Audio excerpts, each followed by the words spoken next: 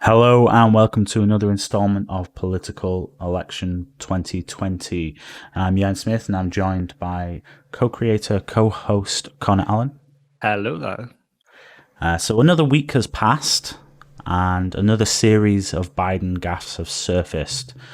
Recently, he's done an interview with CNN as the campaign hots up 53 days away from the election.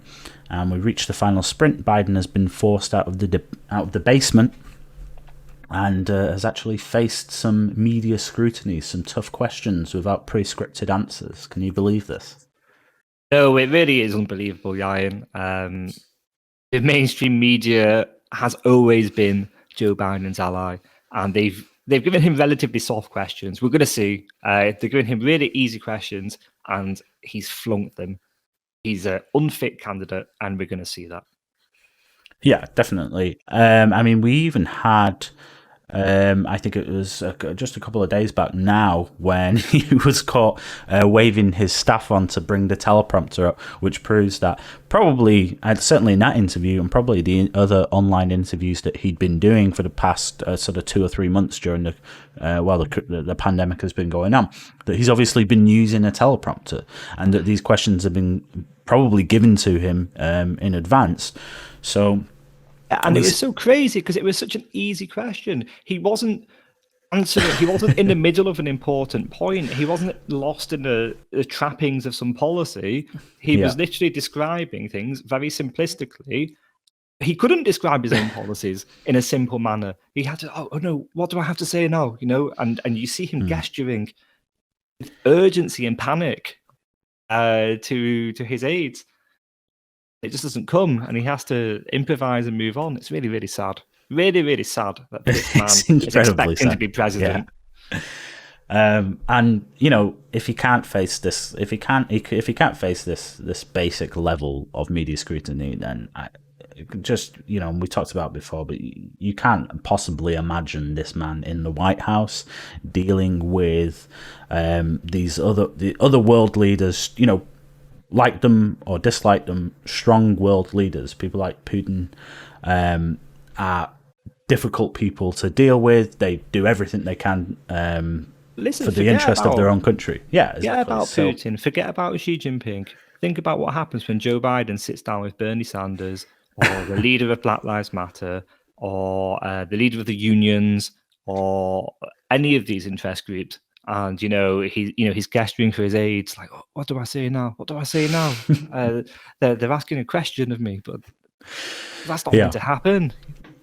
So let's get into it. Let's see some of the clips from the CNN interview. But before we do that, just anyone that's watching, if you enjoy our content, you like what you hear, please consider subscribing and click the notification bell so you'll know whenever we get a new video, and obviously if you like the video, like it, and as well just comment down below and start a discussion, talk about things. If you ask us questions, we will answer the questions. So if you have anything to ask about anything we've said, we will answer the question. And one of the best things you can do is share the video as well. If you have friends who you think would enjoy it within the your political bubble or not, whatever, give the video a share and see what they think. So let's get into it. So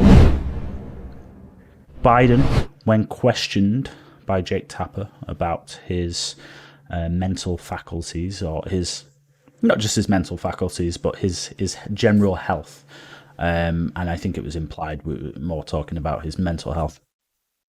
This was his response. And when it comes to Donald Trump versus me, just look at us, okay? Just look at us. Who seems to be in shape? Who's able to move around? This idea of, slow Joe.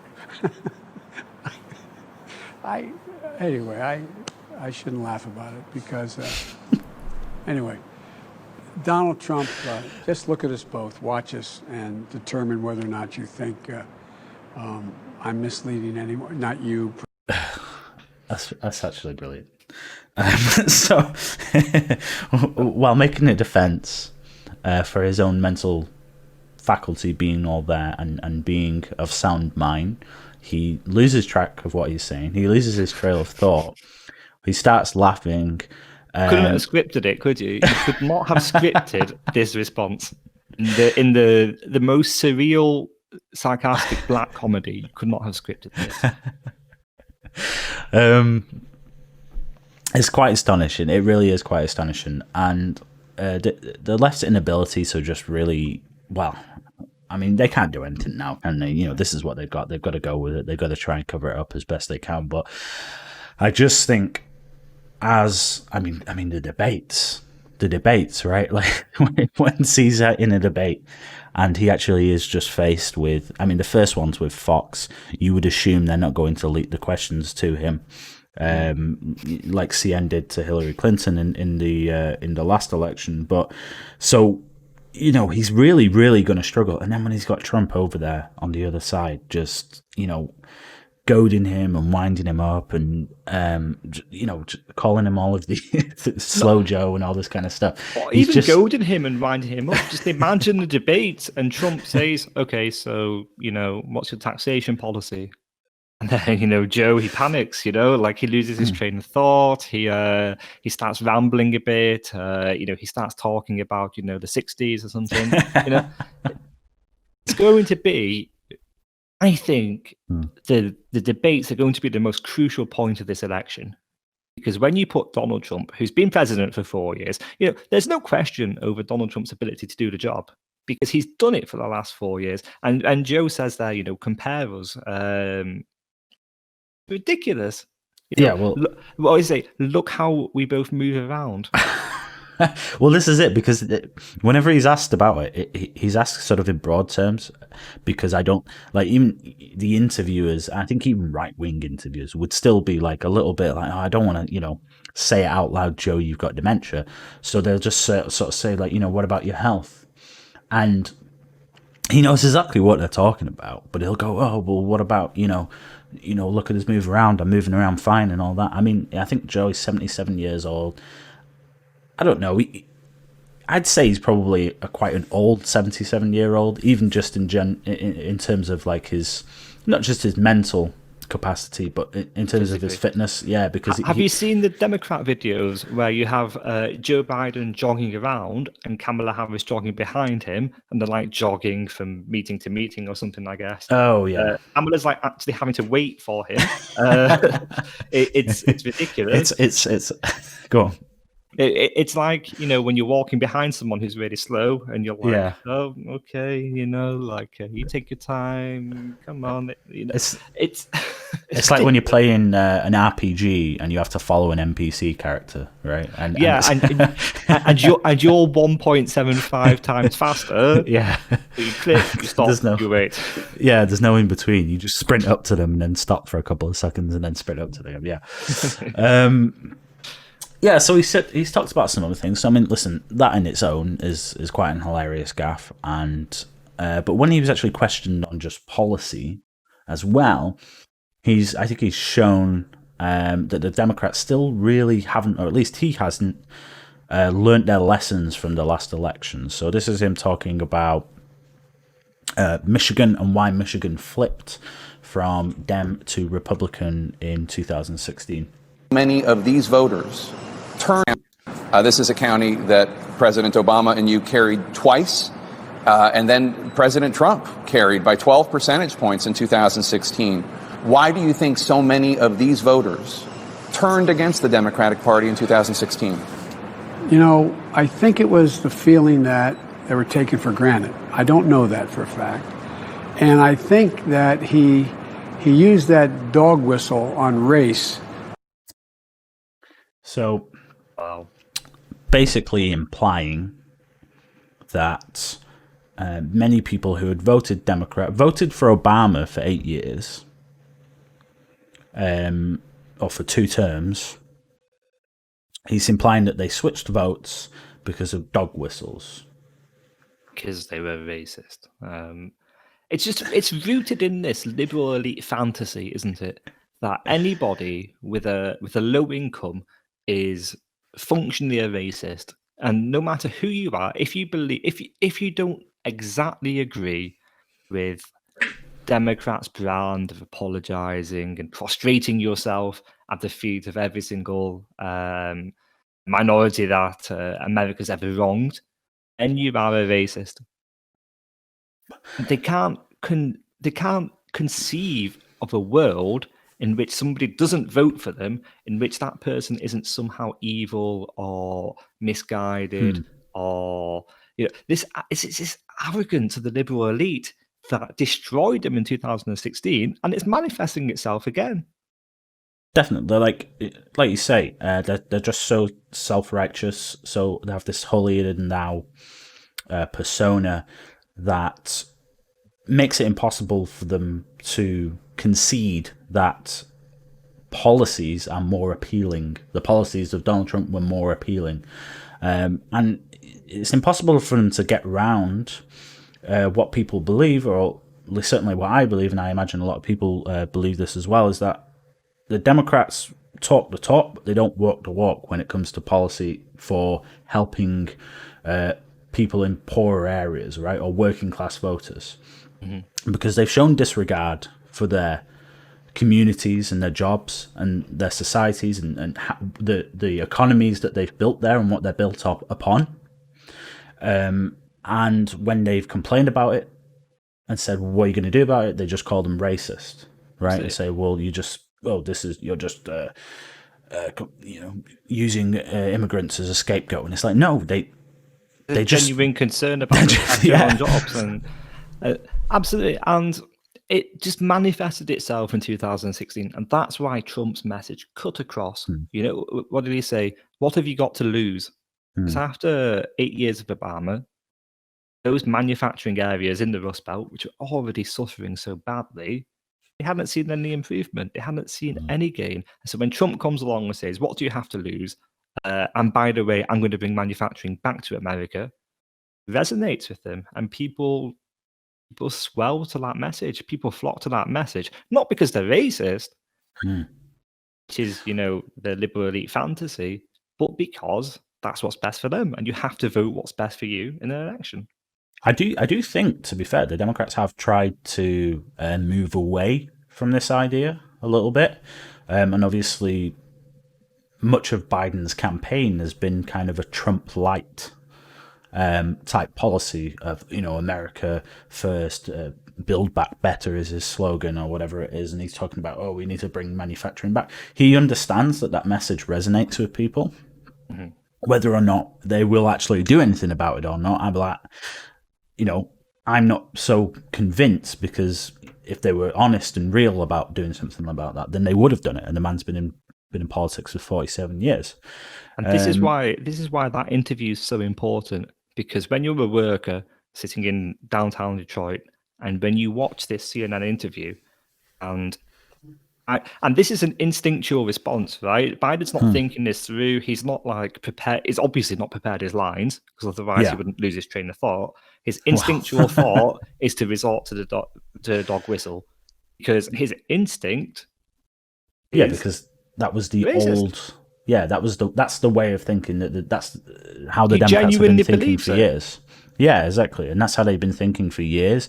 They've tried to rebrand themselves now, but obviously when faced with a bit of scrutiny and he has to kind of think on his feet to answer the question, he regresses back to that old way of thinking, or as you say, his natural way of thinking. That's what he believes. So this is kind of where we disagree. You say that the Democrats are moving along. You say that Democrats are kind of trying to move past this phase.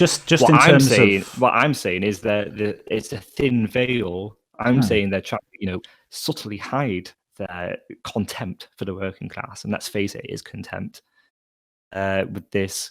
It's poor veneer. I don't believe that they truly learnt a lesson.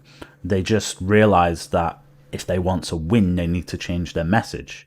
I don't think they've changed what they think or believe. At least, dinosaurs like Joe Biden have. And he's, like you say, he's been there for decades. Why is he suddenly going to change? Not centuries. Yeah. So why is he suddenly going to change his mind on this? This is what he believes. Like you say, he has contempt for voters that voted for Trump. He can't believe that they had the audacity to vote for someone else after the Democrats have failed them for decades at this point. And just in terms of his policy as well, he just flip flops all the time. And I saw someone, they were talking about, I can't remember who it was, but they were basically saying that Joe Biden still campaigns like the internet doesn't exist, which is that he'll go to one place, put on an accent of that area, right? So wherever he is, he'll talk like the people talk there, say the things to them that they want to hear. Then they'll go to another place, talk like they talk there, say the things that they want to hear. And then obviously in the age of the internet, you go, well, it's what's going on? He's just flip-flopping everything. So when he's talking about fracking, he's like, I'm against fracking. And then he's like, oh, no, I am for fracking. Pennsylvania massively relies on... This is where Biden is from. It massively relies on fracking. They have a huge fracking industry there. Biden wants to ban fracking. And they say, well, I didn't say that. And it's like, it's literally written in the manifesto or their platform that they are going to refuse any more fracking operations from coming into existence if they get elected. That's what they've said. And just to elaborate on your point, it's not just with policy that he does that. If you remember in the primaries, Joe Biden claimed he was arrested alongside Nelson Mandela. And I was watching the Young Turks coverage of the primaries recently because I'm a nerd and I rewatch old politics videos. And, Cenk Uygur stands up and he says, how do you think that we wouldn't know this? It's the age of the internet. So even the Democrats know that Biden is an utterly ridiculous candidate who has a tendency to make things up. So this is indisputable as far as we're concerned. Even the hardest left candidate out there has to admit that what you're saying here is true. Yeah, 100%. And I think he will seriously be found out. For anyone, and I imagine there's quite a lot of people because that still, haven't realised maybe because obviously they've not really been exposed to the coverage because, like you say, that the media has kind of wrapped him up in bubble wrap really and protected him during this whole campaign. So the debates, they won't be able to do it. I mean, listen, I'm sure they'll find a way between now and then, and I'm genuinely concerned that they will. A random pause in the coverage, when Biden begins to answer, the connection will cut out and then it will resume and Trump will be talking. Exactly. So that's a real concern for me because the debates should really seal it for Trump. I would think no one will be able to watch Biden if they watch all of them, which I mean they probably won't. I imagine most people will watch the first debate, which is a Fox one. So, if Biden performs as badly as we expect him to, that really should seal it at that point. And there is nothing suggesting that he will perform well. There is nothing suggesting that. Exactly. Anytime he's not even faced any scrutiny up to now, and he's still failing and still faltering with really basic softball questions. Exactly. This interview, it's an ally. It's in the most sympathetic media organization out there to the Democrats. It's someone who wants Joe Biden to win the election, asking him very simple questions. He's getting confused. He's getting muddled, and slow Joe he's getting confused. So just the last point I think we want to bring up here in this one. This is when he's talking about the NAFTA agreement, and obviously Trump rips up the NAFTA agreement. So Tapper's sort of questioning him on, he grills him on this one. Something else he did is he renegotiated NAFTA. He did. He renegotiated NAFTA. Now, when you ran for president and when Barack Obama ran for president, you both said you would renegotiate NAFTA. You didn't. He did. Nancy Pelosi said that the USMCA, which President Trump signed into law, is a, quote, victory for America's workers. Does he deserve credit for that? No, I think, remember, he wasn't the one that pushed that particular one that passed. The House amended the bill, so he couldn't. He signed it. By the way, it's a big deal, though. Here's what they amended. He was giving pharma a way out, giving them a gigantic break, just like he's doing now with pharma. They're building plants overseas and getting tax breaks for it. That's what it was about with him, and they said, no, we're not going to do that. We're not going to. He renegotiated NAFTA, and you didn't. Is the point? I mean, because we had a Republican Congress that wouldn't go along with us renegotiating it. But doesn't he deserve some credit for that? It's better. The USMCA is better than NAFTA. It is better than NAFTA, but look what. Oh my God. So here's the thing. Again, I think when we were talking about Wisconsin, was it Wisconsin, Michigan, and we were talking about what he's talked about there with regards to the dog whistle and this kind of thing. We're saying, have the Dems learned a lesson or not? Again, they've sort of changed their platform to talk about this America First kind of thing and build back better. And this is another example of, well, they sort of go, well, we know that these policies are popular, right? So they know that NAFTA is unpopular. And they know that Trump stood for that. And he's the actual president that went in and did something about it after they campaigned on it. And instead of just being able to go, oh, yeah, he did do that and we support that and we give him credit. But, here's what we want to do to go further. Rather than just saying that, rather than denying it, do you think that he's actually going to win anyone over with this kind of mentality?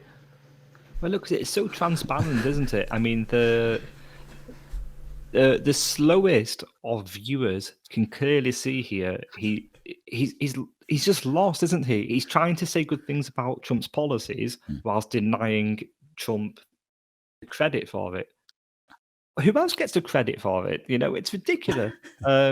And he's saying, what does he say? The House of Representatives amended the bill. That they amended the bill, yeah. It doesn't matter. The bill's existence owes itself. It's a renegotiation of a treaty. It's ridiculous. I really don't. He doesn't have a leg to stand on. And if he turns up to the debates with weak arguments such as that, then Slow Joe's going to get knocked out, isn't he? Metaphorically speaking, of course, because we don't condone violence, unlike some on the left. Yeah, but I could definitely see Joe getting quite flustered and challenging Trump to fisticuffs, though. Yeah. Can you imagine in the debates? Okay, so Trump says, but you agree that NAFTA was wrong and my replacement was good, right? And Joe says, well, yes, but it's the House, we amended the bill. And how weak will he sound? He'll sound incredibly weak. And like you say, well, like I said, all he has to do, really, when it comes to this, is say, yes, we agree. That's the point that we agree upon. He knows that policy is popular. He can just say, lose out from that, does he? Yeah, exactly. Like, acknowledging something that happened in the previous presidency that was good. He doesn't lose anything for that. He doesn't, people aren't going to say, oh, well, he said something good about Trump. I'm not going to vote for him now. And all he's done is draw attention to the fact that Obama and Biden himself had campaigned on the basis of wanting to renegotiate NAFTA because they knew it was unpopular, especially among left-leaning voters. And obviously he failed to do so. Yeah, and this it's the Congress's fault. It's like, no, give me a break.